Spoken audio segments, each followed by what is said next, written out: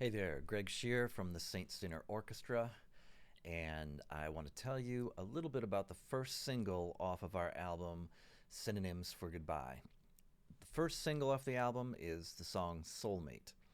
And we chose that because it's a total banger. It's just like an upbeat song. It hits hard. It's a great choice to introduce this album to people. But I wanted to give you an idea of what the song is about. So the basic idea is this: we often think of a soulmate as someone that we meet.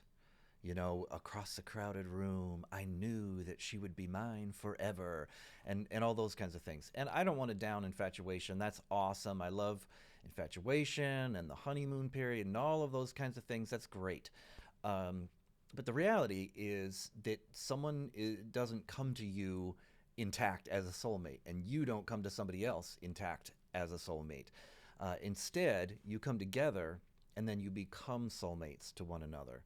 And I think that's important because it is this constant process of coming closer to each other, becoming vulnerable, allowing each other to cause you pain, and having to forgive each other, and all of those kinds of things that really build a strong foundation. And then over time, you become a soulmate.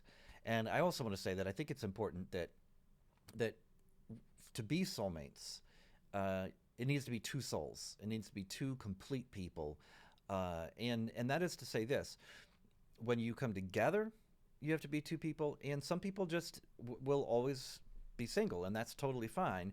And essentially, you have to be your own soulmate, and that's one of the things that I was finding out when I was writing the song. Is I was kind of in between relationships, and I was trying to figure out who I was, and I realized if I was not a complete person in myself, if I was not happy with myself, satisfied with being myself, there's no person in the world that was going to change that. And so that's the idea of the soulmate. And I'm super excited for you to hear it when it drops on April 26th.